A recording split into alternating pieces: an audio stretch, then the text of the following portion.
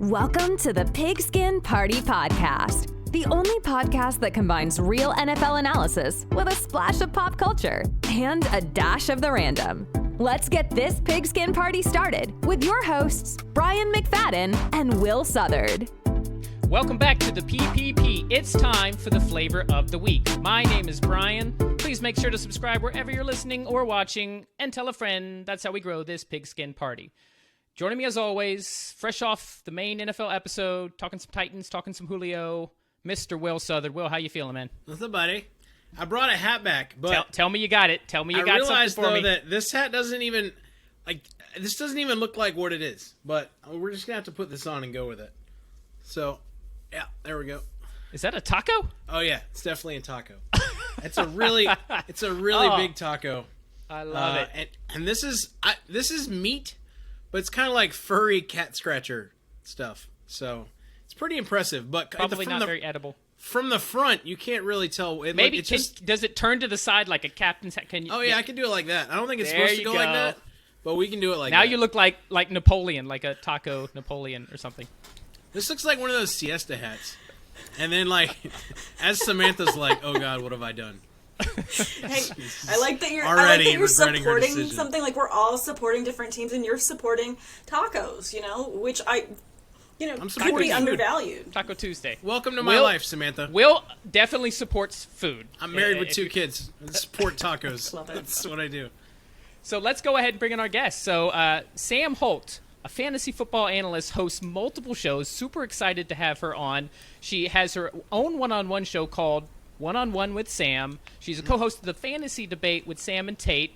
If you're watching on YouTube, you clearly know that she is a Steelers fan, and perhaps most importantly, she has interviewed Matthew Berry. Sam, thank you guys so much for having me. I mean, that does sound pretty stellar. I sometimes forget how busy I get with fantasy football, and when you list it out, when I'm a guest, I'm like, oh shit, I do a lot of things.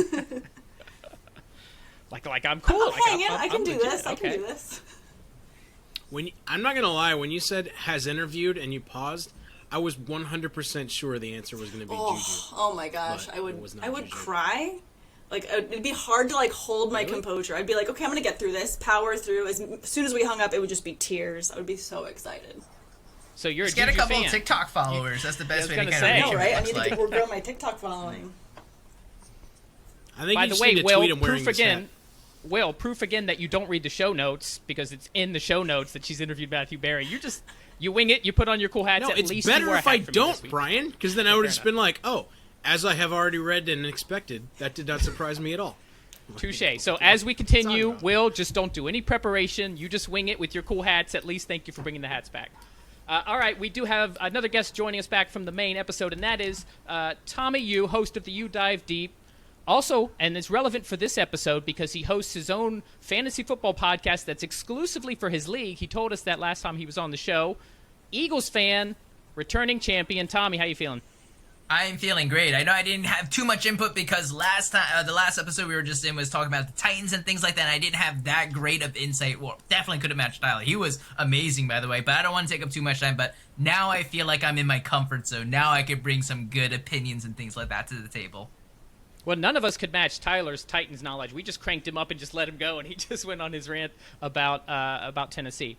So, yeah, as we mentioned, if you're listening to the main episode, our flavor of the week is going to be fantasy football. So if you happen to be listening from when we started the show in November, every week we had a fantasy segment. It was really centered around DFS. We had our hires and flyers. But when the season ended, there wasn't really a reason for us to continue on with that. So it's been a while since we've done some fantasy coverage, but I wanted to do a fantasy preview episode. So I knew I wanted Tommy on there with his crazy tape dog watching hundreds of hours and has his own. I've seen a fantasy football video that he did for his league and wanted to find another awesome fantasy analyst and came across Sam Holt and knew that she was perfect. Super excited to have her on. So without further ado, let's go into it. But as always, Anthony getting better with the timing of the segue songs. I love it. Okay. So as always, we are never going to go from an hour-ish main NFL episode of talking nothing but football and then throw you right back into the flavor of the week of talking more football without cleansing your palates first. So as we do every week, we are going to start with our palate cleanser and the topic was suggested by Sam, and I cannot tell you how excited Will. I hope you don't have the show notes open for this, because I said, hey, Sam, we do a pop culture segment. Do you have any things that you're interested and passionate to talk about? And Sam, I what said, did can you we say? please talk Star Wars and The Mandalorian and how it has completely changed the Star Wars universe as we know it? And I said, you're speaking my language now. So I'm going to start with you on this, Sam. Why did you want to talk about The Mandalorian and how it has changed the Well, I landscape think of that Star with Wars? The Mandalorian, just the way that they shot it has kind of changed the expectations, and I think that honestly it kind of started with Rogue One and the way that they built the franchise and the way that they built that whole movie. It's completely different than any other Star Wars film in that it's the way that it's shot, the way that the language is spoken. It's got some nods back to the old normal Star Wars movies, but it's got a bit more of that kind of thriller, a bit more spy, a bit more of that war movie that really gets back to the origins of what Star Wars, I think, intentionally is. And then when you go to Mandalorian, it's the true, old-fashioned spaghetti western style, which really brings a whole new, to me, just a vibe to Star Wars that it was missing before. So to me, I think that as obviously we're not going to run out of Star Wars going forward. They're planning on coming out with so many more origin stories. Obi-Wan's getting one. A bunch more are coming out. I think we're going to see a whole new take on Star Wars that we're unfamiliar with. You'll get the Easter egg moments, but I think it's getting more serious. And for me, as a huge Star Wars fan, I love the seriousness of it. And I think one of the things that has gone well with The Mandalorian and Rogue One in particular is that they went away from the core of the Skywalker saga. They still reference it. Obviously, Rogue One ties directly into A New Hope, but those were not the characters that were highlighted. And if you think about the Solo movie that came out after that, it didn't do as well because they were just trying to, let's do a prequel with Han Solo, and that takes away a lot of his mystique. But The Mandalorian, you've got a brand new character. Mandalorians weren't really featured. Most of the stuff that comes from Mandalorians is actually came from Legends or the video games before. You got Boba Fett, but that's it. That was the casual Star Wars fan, the extent of their knowledge when it came to Mandalorian. So having a character that you can go in a Western, as you mentioned, which is what George Lucas originally intended for Star Wars to be. I'm cranked up right now. I'm just forget football, fantasy football. I'm just going to talk about Star Wars for an hour. Do you know why it's called a spaghetti because western? the first directors were Italian, Tell us, Mr. Taco. weren't they? The movies were actually made okay. in Italy because Yeah. it was way cheaper, and they just dubbed English over the Italian actors. And that was where Clint Love Eastwood it. got his start. Fun fact for everybody who doesn't like Star Wars and wants to get something out of this discussion, but it is a good discussion. It is, and I I thought you were giving another fun fact. You let it up like you were about to put another. Oh, that was the No, spaghetti that Western. was the fun fact. That was the fun fact. Okay, Mr. Taco. Tommy, are you a Star Wars fan at all? Oh boy, I'm gonna retract everything I said when I said I'm in my comfort zone, because now we're talking about something I have almost no idea of. I haven't seen many of the Star Wars, but hold on. I did watch The Mandalorian, because all my friends know that I don't watch Star Wars, because when it comes to pop culture, I'm like an 80-year-old person. I don't know anything. And so the fact that I even connected Juju and TikTok together, whoo, let's have a parade for me. But I did watch The Mandalorian, and this is coming from, you can't even call me a casual fan, because I don't know anything. But I personally, for me, this is where everyone that's listening who loves Star Wars be like, I hate this Tommy guy. To me, it was so slow. Like, and once again, it's because I don't know Star Wars. Like, people, I would watch it and they're like, oh, so what happened? He went to go pick something up.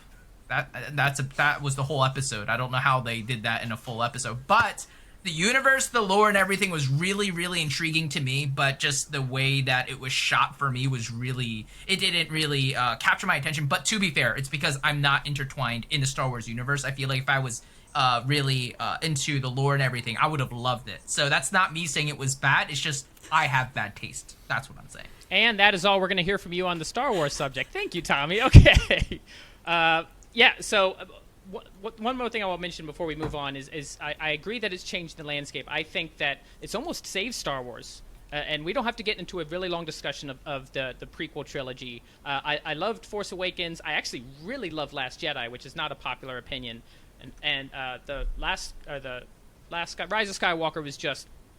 I've only seen it twice, which is telling, because I've seen all of these movies dozens of times. So the fact that Jon Favreau and Dave Filoni have really kind of revived the franchise. I've heard talk that they're thinking of retconning the sequel trilogy and just letting it kind of spring out of what these guys have done. That alone proves your point, Sam, and that they're completely going to remold everything they do going forward around what they started in. I think so, and I mean, just to put a bow on this real quick, because I know we want to talk fantasy, but going off of that, I think that when you think of everyone that is and has been a Star Wars fan since they were children, I think that what they're doing is they're creating a new way to enjoy Star Wars for that same audience. So as adults, as we get older, we're looking for new ways to enjoy it that's more than just a nostalgic, Han Solo quippy joke with Chewie. We're looking to really create a bigger storytelling. And when you open up the universe and other chapters and other storylines,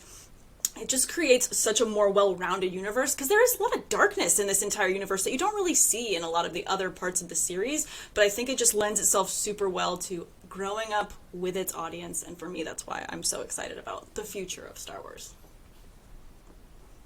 Could not agree more. I mean, as a casual Star Wars fan, right? Like, I enjoyed the hell out of Mandalorian because it is what it is, right? Like, I mean, the journey with what's his name?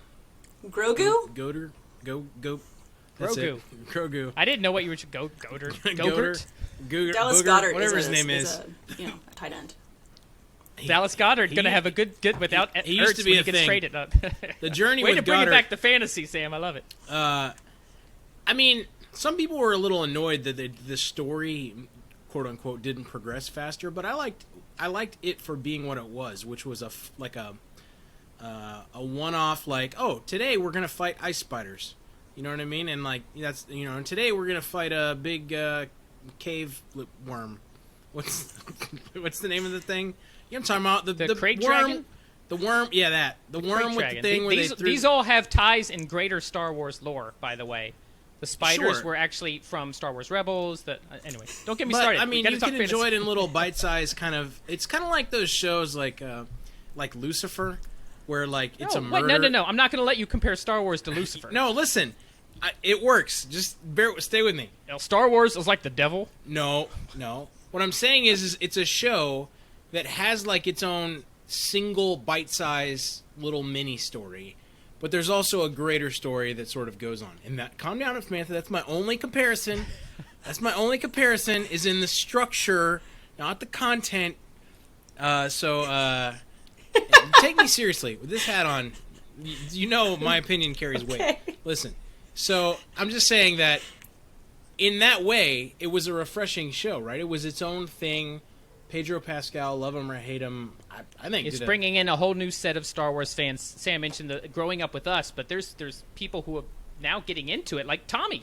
He never watched Star Wars, but he watched The Mandalorian because it was such a cultural phenomenon. So I'm going to go ahead and move it in to our flavor of the week for my own sake. Can we pick a new one? Pick a new one, Wiener. No, we're not. No. Pick a I love new it. one. Anthony, you're going to keep it. Don't listen to Will. Don't take anything he says seriously with his giant taco Captain Napoleon hat. Okay. So our flavor of the week, as we mentioned, fantasy football. So we wanted to do just a little fantasy football preview. We're going to talk about a few different topics. Obviously, this is early. OTAs are only just getting started. Rookie minicamps just happened. There's so much left. There's a lot of preseason camp hype that has not come to be yet, where everybody's like, oh, they're going to make the big leap because they caught three balls in practice on a Tuesday in camp. We haven't had those storylines yet. So a lot of this is speculation based on where the season ended last year, the draft, and where certain rookies landed. We don't care. We're going to speculate anyway. That's what we do. So let's go ahead and jump in. And I do want to start with Sam as our fantasy guest. And the first thing I want to talk about is rookies. So let's talk about some top rookies that you think could be primed because of their situation, because of where they landed and their talent to break out. Well, in I think 2020. an obvious pick going into any rookie draft, if you play dynasty formats, which I do a lot of, someone that's going to be off the board very quickly, especially in superflex leagues, is going to be Trevor Lawrence, because obviously he has the number one job, he has immense volume, a crazy arm, and they've really set him up well with a lot of great weapons just to start off right out the gate. So obviously he's going to be off your boards quickly. But then immediately after that, a little bit of a homer pick for me, but Naji Harris, running back that went to Pittsburgh, incredibly talented back, very physical guy. He's going to resurrect our running game, and I'm very excited about that. So he's someone that should be going pretty early in drafts. And then obviously Kyle Pitts, generational talent, tight end, will be going off the board, in my opinion, a little bit too soon for his ADP, just the way that I see that the Falcons offense shaking out. but he's still going to be a top elite tight end, just depending on the format that you're in. If you're in tight end premium league, he's obviously someone you're going to want to get. Awesome. And we're going to go quick around the horn for these different topics because Sam is pressed for time and she's been very generous to come on our show. Tommy, I know you're super excited to talk fantasy. What are some rookies that you wanted to mention? I'll make it real quick. Just because Sam's here, I'll do an awesome service. You can't not say Naji Harris. The amount of volume that this guy is going to get is going to be phenomenal. I know a lot of people are bringing up, the Steelers run blocking, blah, blah, blah. Right. Once again, is it the chicken or the egg? What's happening here? I feel like it doesn't take much effort to kind of improve at least the run blocking. I could be wrong, but a lot of the PFF statistics that I saw, a lot of teams that had poor run blocking. Tell that to James Conner and Anthony McFarland and every other running back for the Steelers last year. Yep, and some of the things that I really like about Naji Harris is his vision and is able to process, and of course he's really physical. A lot of people say, what about his speed? Well, hold on. Le'Veon Bell, when he came out of Michigan State, ran like a 4.6, and he was also a bruiser, but he had really good vision. And he might not be the best example because he completely changed the style of how he played from college over to the pros. But the fact that he wasn't super explosive or fast, I mean, Naji Harris can do literally everything. So in Pittsburgh and the way that Tomlin enjoys using his workhorse running backs and things like that, he's going to be an absolute home run. The last thing I wanted to bring up is, of course, Jamar Chase. Of course, the Bengals, when they took him instead of Penei Sewell, a lot of people were like, is that a mistake? I feel like Cincinnati is almost kind of pigeonholed right now where they have to force and prove to the world, no, Jamar Chase was the right pick. And, of course, he already has that chemistry with Joe Burrow and stuff. So I feel like when it comes to the front office, they're almost going to force that to be a good pick. So I feel like kind of very similar to Naji Harris, I feel like even though they have T. Higgins, Boyd there, and all that kind of fun stuff, they are going to make sure that Jamar Chase gets his due because they don't want to be seen as the people that, gave up protection for Joe Burrow. So those two I can say, I'm not going to say are home runs or slam dunks or anything like that, but they'd be very high in almost, hey, I know it's really hard to expect really high numbers from rookies, but those are the two where I would say, lock and loaded. Will, Mr. Taco Head, what are some rookies you have your eyes on? Man, dude, it's just going to be a fun year. One that I'm very curious about for things that we talked about on our last show is Bateman. And what happens in Baltimore, depending on whether or not they win the Julio sweepstakes. But a team that desperately needed something else, right? And dude's got a lot of skills. One guy that I think is actually not going to make the impact that a lot of people think this year anyway is Waddle in Miami. I just don't see it. I don't see Tua just really using him for what he is right now. Like down the line, as he develops, sure, right? But I think he's, it's going to be a Parker year, a Gesicki year. Waddle sort of Will Fuller. You can't forget Will Fuller. And I don't think Waddle is there to be the number one wide receiver. He's there to be a weapon. He's there to showcase his speed, take short slants, and turn them into long gains like Hill. Pick number 6, he better do something, right? Like, he better do something. It's another weapon. But, talking about, people that I also don't think are going to quite have the impact, I'm not sure. Like, assuming Are you jumping around? Nope. Are you jumping around? No, don't jump around. I'm not. Okay. But all right, we're talking about top rookies. You do not sound like you're about to tell me a top rookie. If I had to pick one, other than Bateman, I don't want to jump on the Naji train. I was really high. Now, before Samantha gives me stuff, who was I really high on for the Dolphins to pick in this draft? Who are you really Devonte Smith? No, Naji Harris. I kept saying over and over again, and you're like, I didn't want a running back high on running backs. I didn't want a running back in the first round. If we're going to be honest about who I actually am really most excited for rookie-wise in this draft, it's Justin Fields. Really. Yeah. Like, not even the fact of I'm a Bears fan, but just a guy that teams missed on, Broncos, right? And just what he can do with Allen Robinson, that offense. God, they have been a good quarterback away from being a great football team for so long. That's my number one. Number 2 would be Bateman in Baltimore. I actually thought about putting Fields on this list for that reason. Well, depending on how soon he starts. Okay. If you want my hat to make better decisions. No, it's all you. You're the hat man. I don't wear the silly hat. You can flick my cheese if you want. I don't want to know what that's supposed to mean. Okay, let's keep it rolling. I'm going to throw one to Tommy's way here, and that is Devonte Smith. And it's mainly because there's not a lot of people in Philly for Jalen Hurts to throw to. I think I wanted Smith for the Dolphins, not because he has the speed or the overall ability of Jamar Chase, the speed of Waddle, but because he's just such a polished route runner. He's going to get open. A guy like Jalen Hurts, who has had accuracy issues, having a receiver who's going to have separation, and the fact that there's no one else to throw to, he could see a lot of target share, so Devonte Smith in Philly could be a sneaky play. My other two are also going to be sleepers for similar reasons. Amon-Ra St. Brown, because once again, other than Hawkinson, there's no one to throw to in Detroit. I'm not a big Goff fan, but he's got to put the ball somewhere. I do think that run game is going to be good, so there could be some play-action options. Amon-Ra St. Brown, you want a deep sleeper for a rookie? He could very easily be the number one receiver in Detroit. And Michael Carter, I do believe he'll win the Michael Carter, who is a running back, by the way. The Jets did draft 2 Michael Carters. The running back Michael Carter out of North Carolina, I think with that LaFleur offense that really featured running backs, I know they have Tevin Coleman.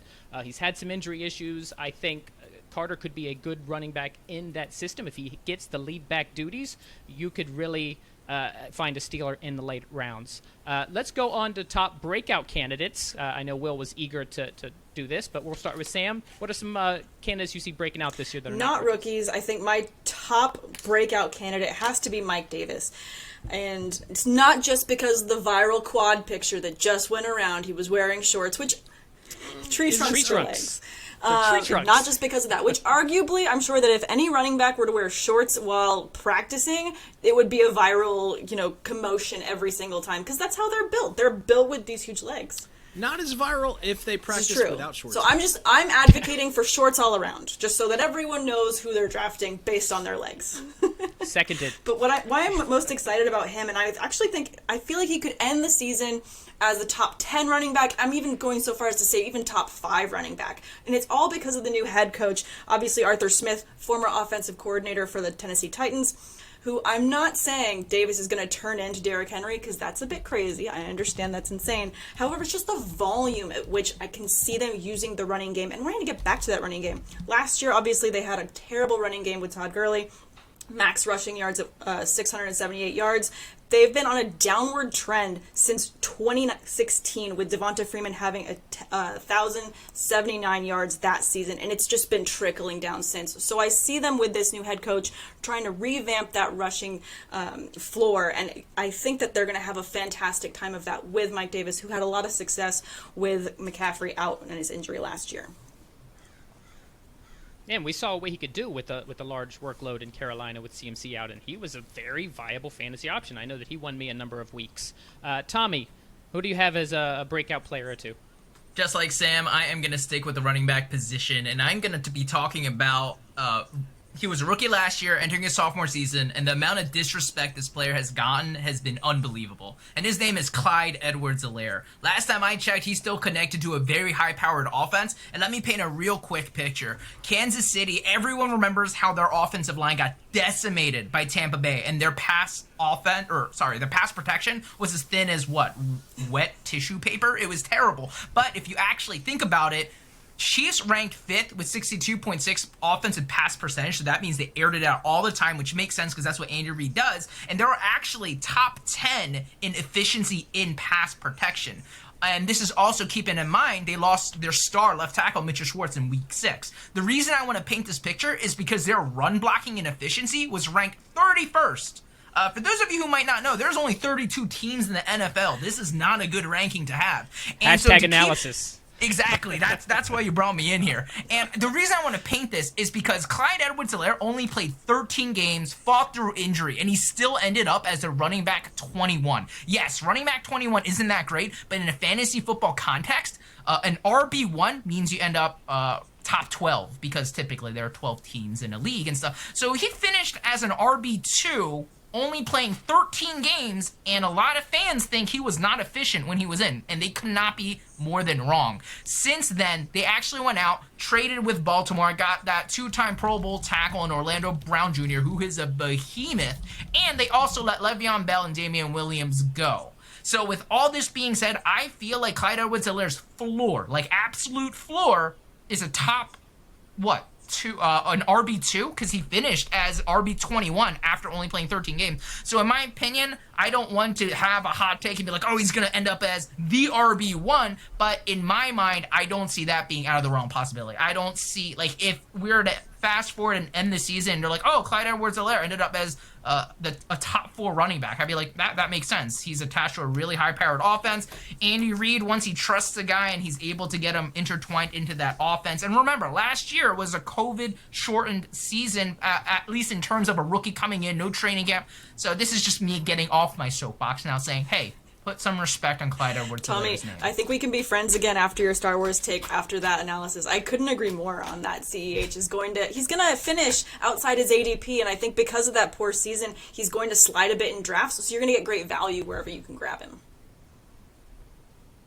People are going to remember taking him in the first round last year, and yes, he was decent, but he did not live up to his draft value. At least have to say that. And ADP was like 8, I think, last year. But yeah, I like it. I actually thought about putting CEH on here. All right, Mr. Taco Head, what you got? How deep do you want me to go? Because I'm gonna go pretty deep. It's up to you, man. On breakouts. I might regret telling you how deep to go. So just do what you're gonna do. I'm gonna go pretty deep, and I'm gonna. This is gonna be a little bit of a flyer. So just bear with me here. But who I really think is gonna have a stellar year, above and beyond anywhere that you might think, is going to be Gio Bernard in Tampa. Think about it. Think about it, right? About what that offense is and what Tom Brady does with somebody like that skill set and makes him relevant. Assuming... What the hell is that? That's a goat for Brady. That's not new.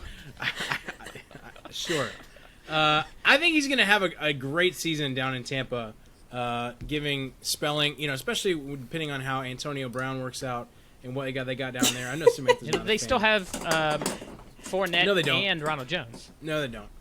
So it'll be good. My other one is Brandon Ayuk, actually, this year, who I think is going to do really well. He was way more open than his 5 touchdowns and 700-something yards his rookie year. So I actually have him on. I have a number of players, but he was wide receiver 18 on a point per game basis as a rookie last year. Ayuk was. So that I think he's going to connect with Trey Lance really well. I think he's gonna surprise a lot of people this year, given how good he flashed last year. He just couldn't find the dude.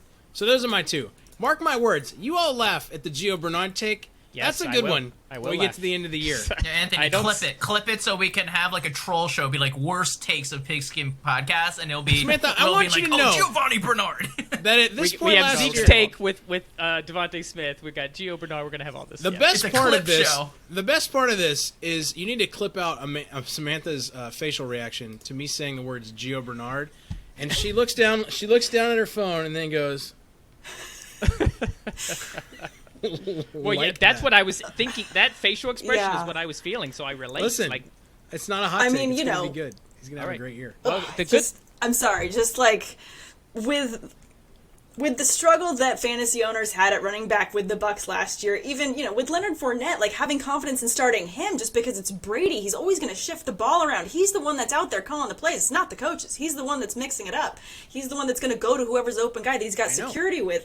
You've also got Ronald Jones. You've also got Keyshawn Vaughn, who may still be a thing, may not. Like Bernard,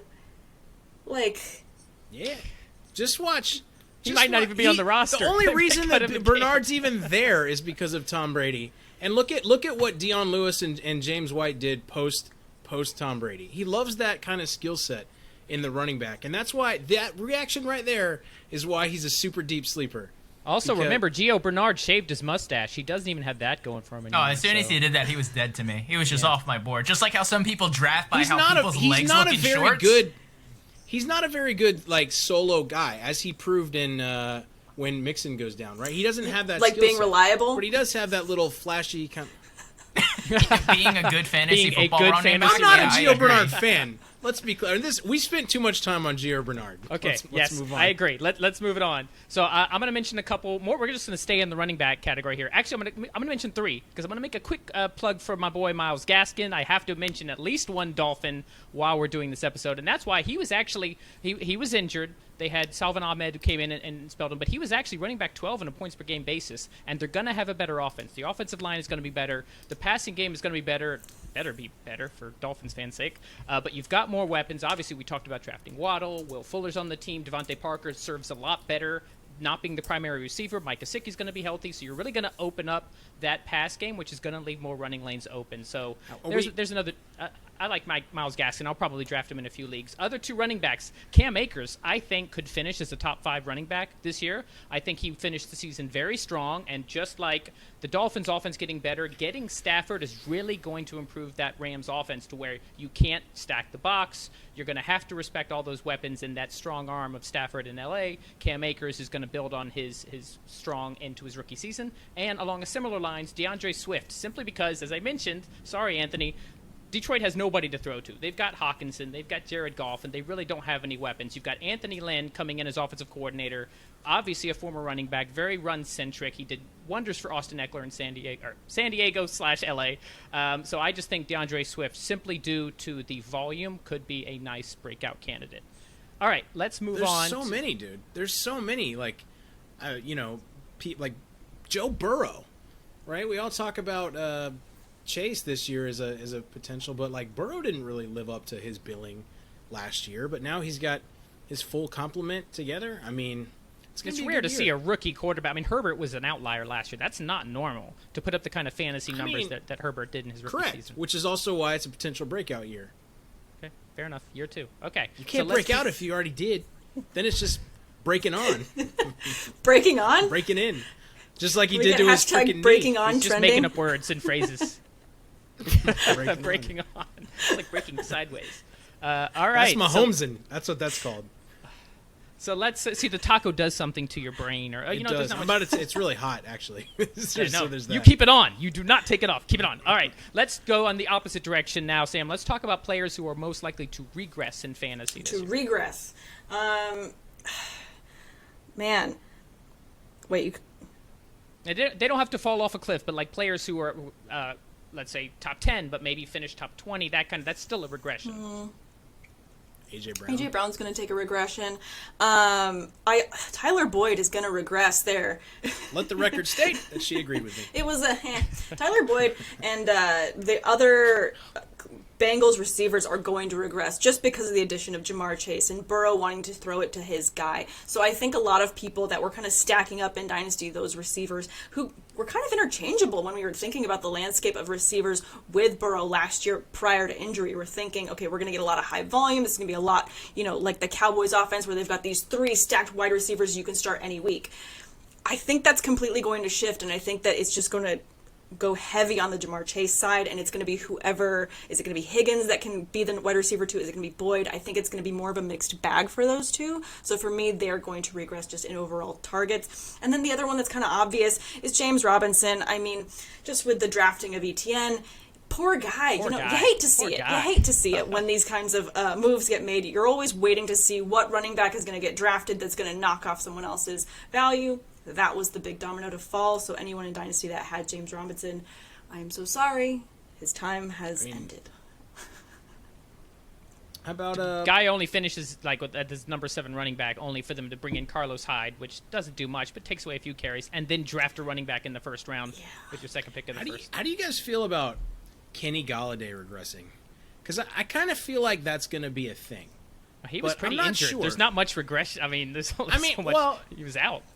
Right. I don't think he's going to be a big factor. No, I think it's there's too many mouths to feed, too many targets to go around, and the main guy there is Barkley. Yeah. Like, he's just not going to not be the number 1 guy, even in receiving targets. So I agree. I think that I don't know that you can say he's regressing because he wasn't doing amazing anyways, but he's not going to see fantasy value the way you'd like to see it in an offense where someone says, "Oh, they got Kenny Golladay. Cool. What team did he go to? The Giants."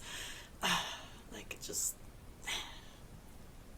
Slayton, Shepard, Ingram. I mean, there's they drafted Kadarius Toney. There's so many mouths to feed and players to get the ball to. So completely agree with that. Let's keep it rolling. Tommy, player most likely to regress in fantasy. I'm going to go after two top dogs here. I'm going to go over to the wide receivers now. And Devonta Adams might be the low-hanging fruit, but even if Aaron Rodgers comes back, there's going to be a regression. And he scored 18 touchdowns last year and played 14 games. That doesn't happen. Even prime Gronk would struggle to try to match 18 touchdowns in 14 games. So that's definitely going to regress back toward the norms. But Devonta Adams is kind of a weird player because he's a player that always scores around double-digit touchdowns, but he's not going to be close to 20 like he was last year. So even if Aaron Rodgers comes back, expect that to regress. And at least in the format that I play, Devonta Adams ended as a wide receiver 1, and I'm sure he did that in a lot of leagues as well. And another player on a very similar vein that I'm also kind of going after for regression is going to be Adam Thielen. He ended up as a top 10 wide receiver, and similar to Devonta Adams, there is a little abnormality with the amount of touchdowns he scored. He scored 14 touchdowns in 15 games, and I just don't see that happening again, especially with his career arc. Whenever he was a full-time starter, he averaged right around 6 touchdowns. So going all the way up and going more than double that last year, people can always say, oh no, that's because he then made the step. I'm like, I don't think so. If everyone thinks that Justin Jefferson is going to be, the blossoming superstar that he is, it's really hard to say, hey, Thielen is still going to have that same role in that offense. And I know a lot of people are going to come attack me and saying, hey, Kirk Cousins can do it. He's always been able to support too. And hey, he just did it last year. That argument can be made, but I'm just kind of going on based on probability. I just expect both of them to kind of regress. I'm not saying that they're going to fall out of the top 10 or whatever. Or, well, I think Thielen definitely will, but I'm sure Devonta Adams will still be pretty solid, but I see just both of them as prime candidates to definitely regress. Will. I mean, I don't even know if you can call. Say Tom Brady. Take your pick. Please. I'm going to put two people up here, and you take your pick as the bigger regression. I'm going to post both of them. I think is kind of equal. Alvin Kamara and Josh Jacobs. Which one do we think is going to be more regression? I'm going to go with Jacobs. Well, for different reasons. So, well, I have Jacobs on my list. Obviously, they're not the same reasons. But Kamara, because he was so high, and he was averaging like 25 points a game. It's hard to keep that up, like kind of in the Devonta Adams argument, Tommy. No matter how good you are, it's hard to keep up that kind of production. He had, 6 touchdowns in that one game? I mean, the odds of him doing that again are minimal. But then you got Jacobs is an entirely different scenario. But I won't take over your explanation, Will. Go ahead, tell me. I mean, I think the Raiders' situation is just down to the offensive line. And Kenyon Drake. And that. Yeah, I mean, Kenyon Drake's not going to be a thing at all. No, right? But they didn't bring him in there. Yeah. So what I'm saying is that even though he's there, he's not going to be a thing, but he's going to be less of a thing for Josh Jacobs. Paired with that line, paired with Carr, just paired with the Raiders. Like, I was never a Jacobs believer anyway. Like, he might be pretty good on another team, but this year I think I'm not high on him, and I also, for all the reasons that you just mentioned, plus Taysom Hill, high on Kamara. I just think, Michael Thomas almost faded away. You're convinced that it's going to be Hill, not Winston, starting? It doesn't matter. It doesn't matter. It's just not going to be the same. So those are my two. Yeah, I agree. Josh Jacobs I had as one of my top regression. We mentioned when we did an episode about teams or players, I think we did a players who lost the most in fantasy after free agency, and I mentioned Jacobs for exactly those reasons. Bringing on Kenyon Drake, the Raiders decimating their offensive line, which was their strength, just makes no sense. Definitely see regression for him. So the two I'm going to mention, and I'm sorry if Tyler from the main episode, Titans podcaster, is listening, I do believe Ryan Tannehill, who actually finished as QB7, because they've lost the weapons they've lost, Corey Davis, Jonnu Smith, they lost Arthur Smith as offensive coordinator. I see him making a regression more to like league average, more to like maybe like the 13 to 15 range, but that's a pretty significant regression when you're playing in a 10 or 12 team league. That's outside QB1 discussion. And the other one is Melvin Gordon. Not that he was a superstar, but he finished as the number 12 running back. A lot of people don't really think of Gordon because he was just kind of slow and steady, but he's definitely going to regress off that. They drafted Javonte Williams in the second round. The Broncos did. He's got a lot of talent. I've now mentioned a couple of UNC running backs who are looking to make an impact. So I think both Tannehill and Gordon are primed for regression. So now let's talk positive. Let's talk some bounce back candidates. Let's talk players who are going to, whether due to injury or just off seasons, are primed to bounce back this year. I'm going to go with Austin Eckler here. I feel like it might be low-hanging fruit because he is coming off an injury. But what I think goes to the more of the positives in this column is that the Chargers really went hard at shoring up that offensive line. They went ahead in the first round, they took Rashawn Slater, and then the fifth round, they took Brendan James.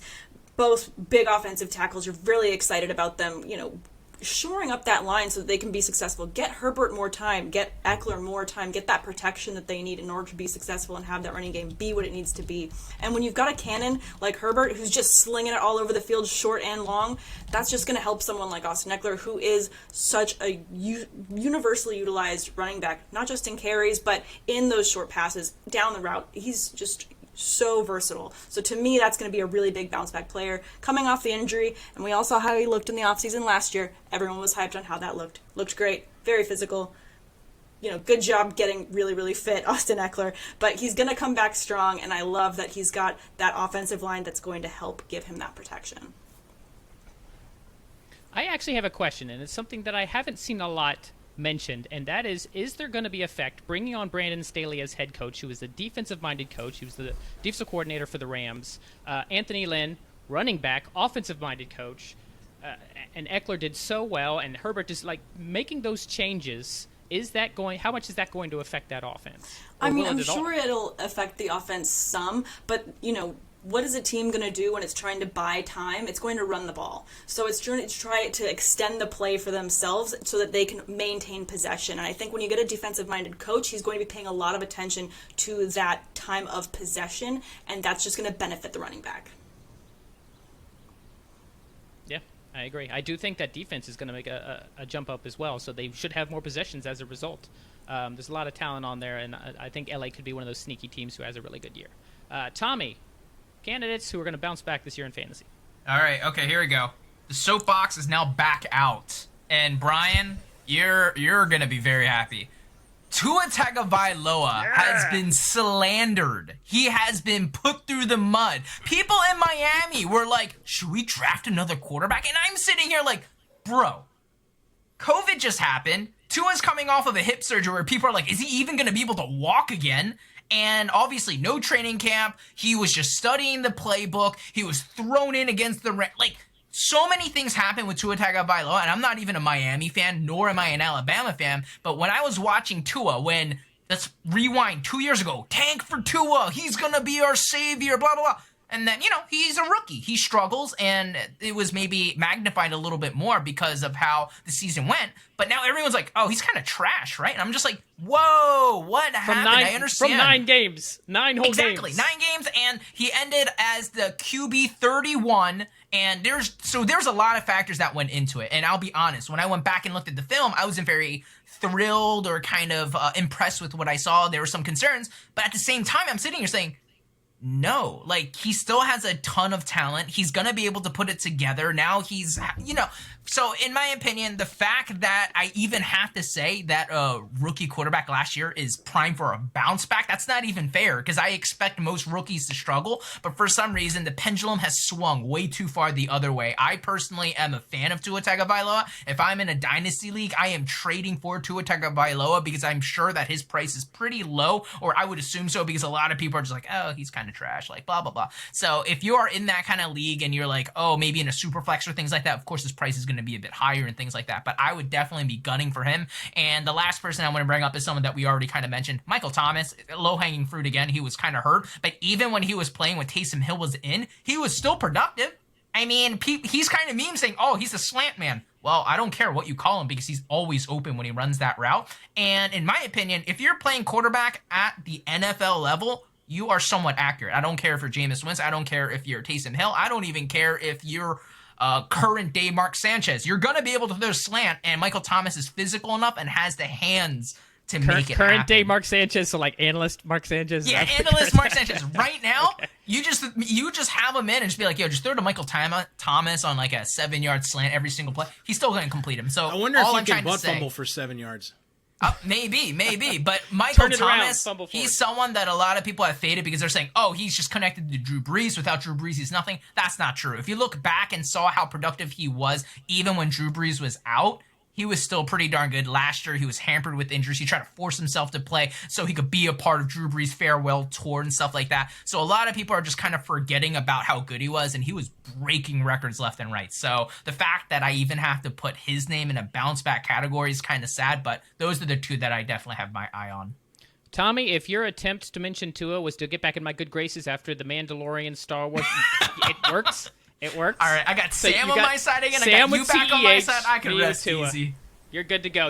Guess what? You get to come back on the show. Will, bounce back candidate. I mean, all right. So we're gonna go deep. We're gonna go surface level. So I'm gonna start with somebody who, largely, I think is kind of forgotten about by the casual community. It's gonna be Doyle Green Beckham. He's gonna break out this year. No, for sure. You said Giovanni Bernard, so I got to be close, right? Yeah. No, it's Greg Jennings. No, he's gonna put the team on his back. No, it's Cortland Sutton. I think we forget that. I mean, because here's why. He's playing with Drew Lock, who's garbage, right? And we forget how good he used to be, right? And Jerry Jeudy is now like perceived as the number one wide receiver on that team.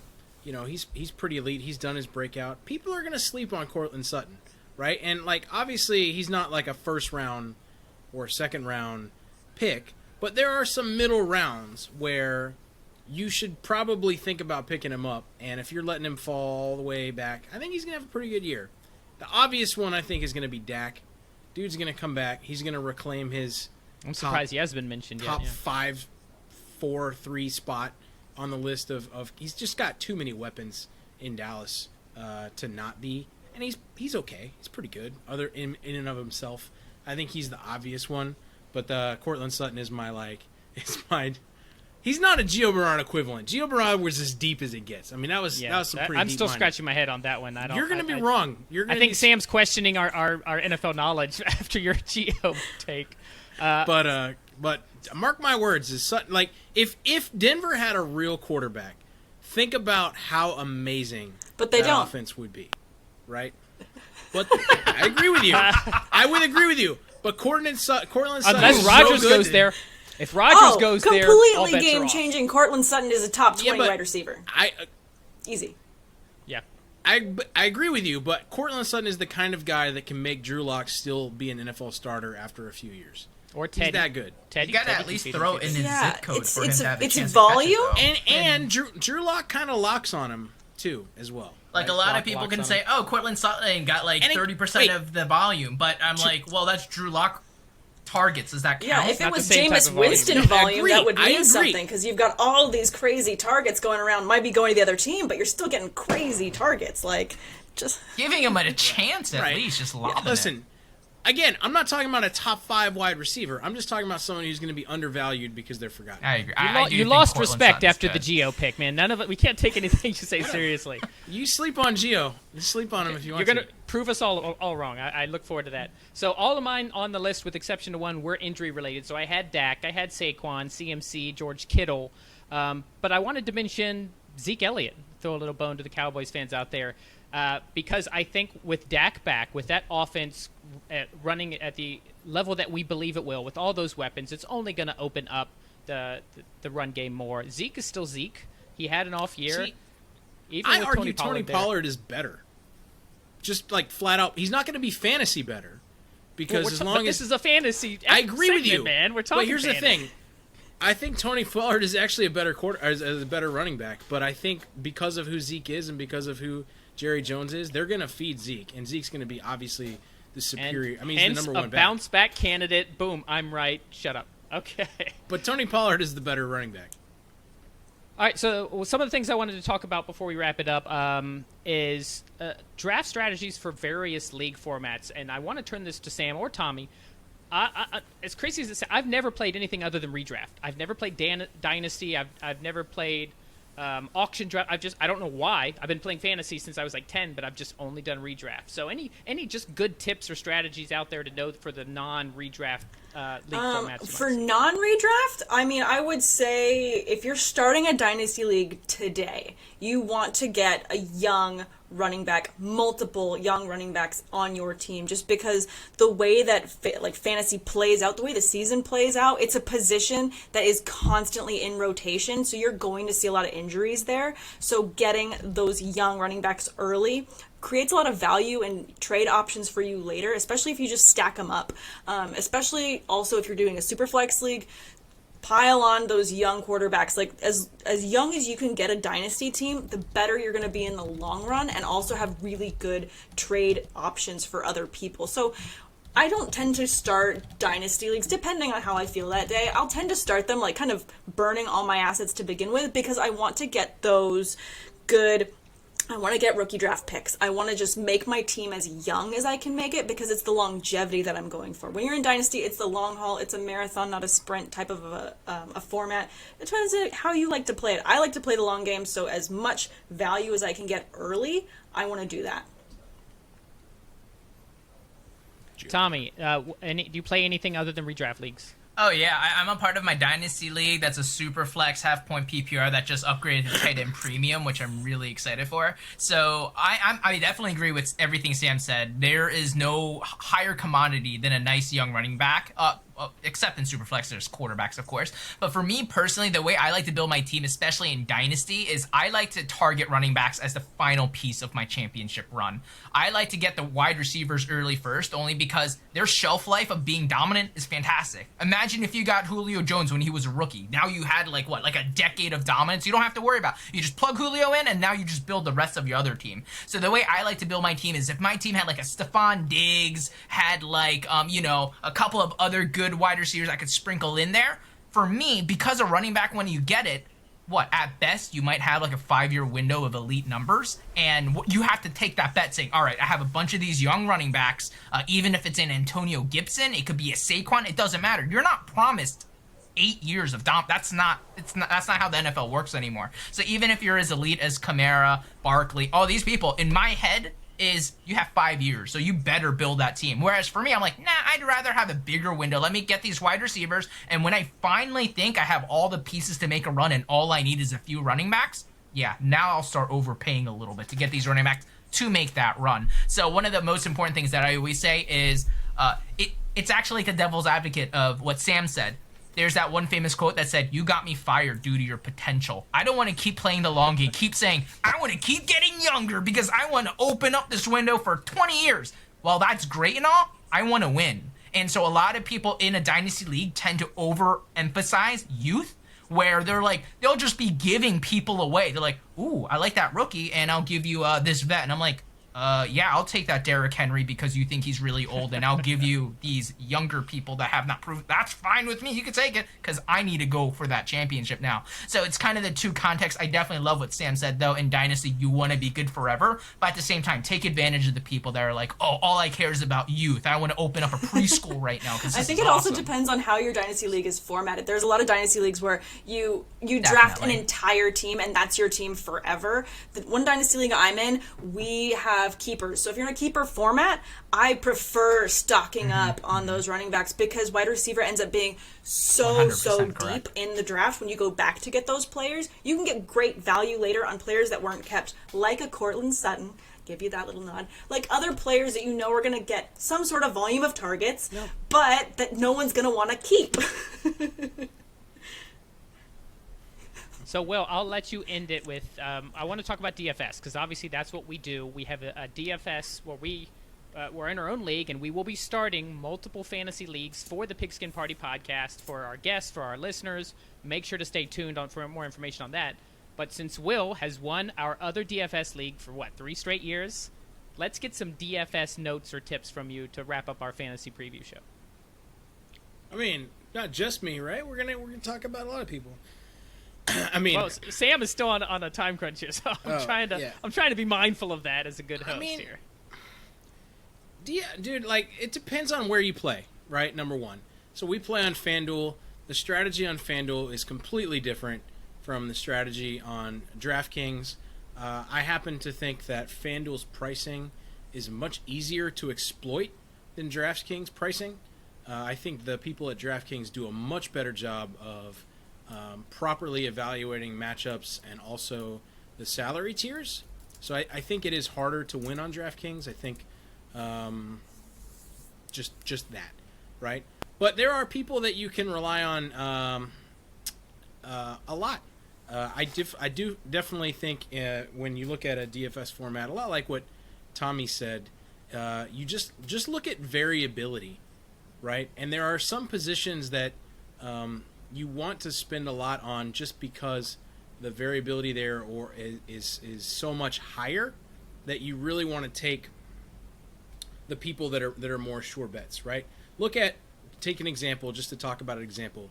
There are like 3 or 2 elite tight ends that you can count on from a week to week from a DFS perspective, right? 3 so maybe with Kyle Pitts coming in, but yeah, we'll see. Who knows, right? Who knows? I mean, and that would be an early thing to exploit in the beginning of the year, right? Is something like Kyle Pitts, depending on where he gets priced.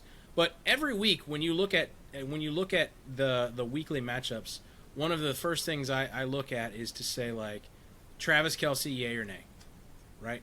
If that's nay, I'm not a big fan of going to Kittle either. I think he's great and he produces week to week, but my usually call is Travis Kelce week, yay or nay. If not, I'm punting all the way down on tight end, just because of how variable that is if you're not Travis Kelce.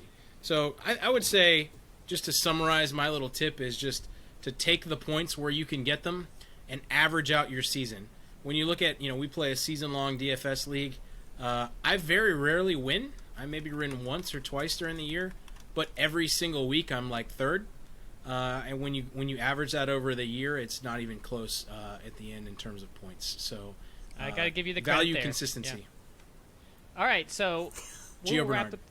Every week. Gio Bernard. That's the only take that we care about. If Gio Bernard does well, if Samantha's on Twitter, I'm gonna tweet a picture of Gio Bernard's mustache every single time he scores.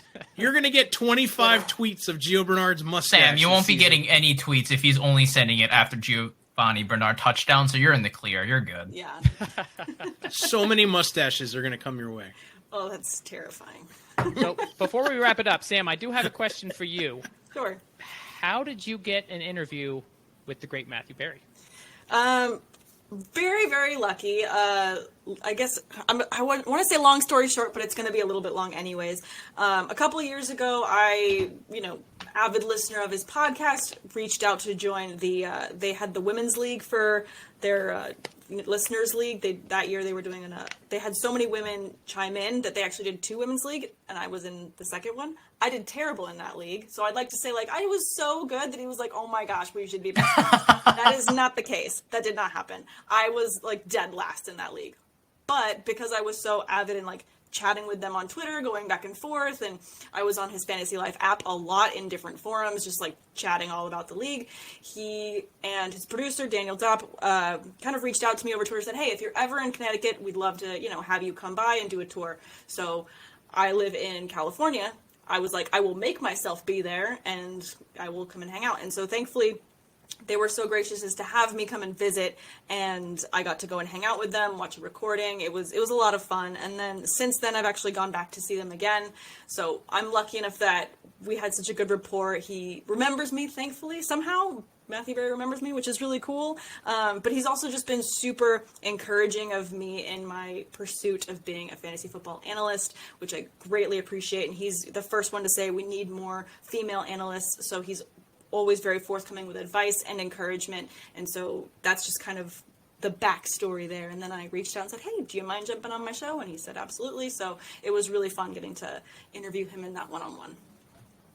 I have a quick, fun Matthew Berry story that does not end as nicely as you do. I'm the same with you. I'm a big Matthew Berry fan. I've loved his writing even before they had the Fantasy Focus podcast. When I first started listening to podcasts, that was one of the first ones I listened to regularly. But he had a thing where he took his kids to Disney. I want to say 3 or 4 years ago. He even did a little show at the Disney boardwalk afterwards. So I knew he was at Disney at the same time I was going to be there.